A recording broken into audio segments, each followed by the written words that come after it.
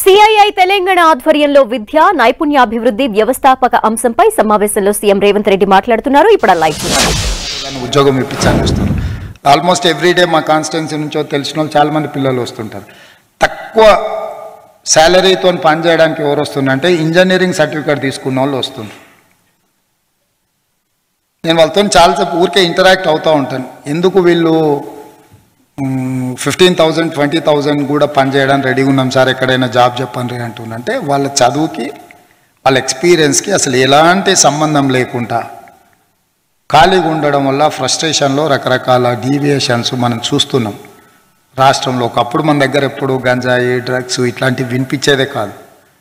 ఈరోజు ఏ రోజు పేపర్ తెరిచినా ఇట్లాంటి వాటిని మనం చూస్తున్నాం. వీటన్నిటికీ కారణం యంగర్ జనరేషన్ ఎంప్లాయ్మెంట్ దొరకకపోవడం, లేదా వాడికి సర్టిఫికెట్కి వాడి ఉద్యోగానికి పొంతన లేకపోవడము, సర్టిఫికెట్ రాగానే ఏదో అయిపోతామని ఊహించుకొని ఏది కాకపోవడం వల్ల నిరాశ నిస్పృహలతోని ఇట్లాంటివి సమాజానికి చెడు జరిగే విధంగానే పరిణామాలు ఉంటున్నాయి.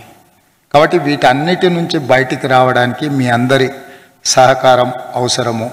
మా ప్రభుత్వం మీకున్న అనుభవాన్ని తప్పకుండా స్వీకరిస్తుంది.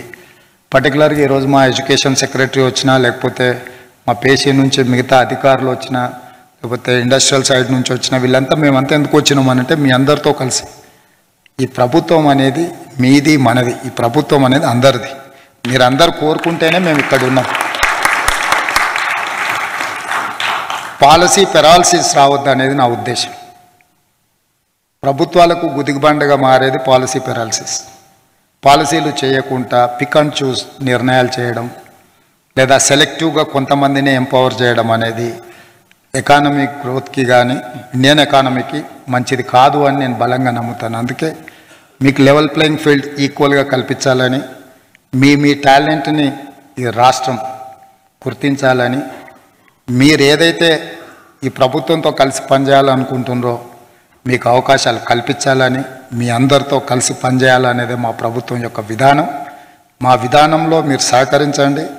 మేము ఏదైతే mega master plan for Telangana 2050 ప్రణాళికలు వేస్తున్నామో వాటన్నిటిని కూడా దృష్టిలో పెట్టుకోండి. స్టేట్ అభివృద్ధి, ఎందుకంటే హైదరాబాద్ లాంటి నగరం ఈ దేశంలో ఎవరికీ లేదు, ఏ స్టేట్కు లేదు. ఇక్కడ ఉన్నట్లాంటి వెదర్ ఏ స్టేట్కి లేదు. ఇక్కడ ఉన్నట్లాంటి ఇంక్లూజివ్నెస్ ఎక్కడా లేదు. అంటే భాషలో కానీ ఇక్కడ ఉండే ప్రజల యొక్క విధానంలో కానీ, అది ఇప్పుడుగా 300-400 years బ్యాక్ నిజాం ఈ ఎస్టాబ్లిష్మెంట్ అంతా మనకు చేసి ఇచ్చిపోయింది. ఆ ఎకో సిస్టమే ఈ రోజుకు పనిచేస్తూ ఉంది. ఈ చైన్ రియాక్షన్ అనేది అవసరము, దాన్ని మేము కంటిన్యూ చేస్తాము. ఎవరికి ఎలాంటి అనుమానాలు ఉండాల్సిన పని లేదు. ఈ ప్రభుత్వం స్పష్టంగా మీ అందరిని కలవడానికి, మీ అందరితో కలిసి పనిచేయడానికి సిద్ధంగా ఉన్నది.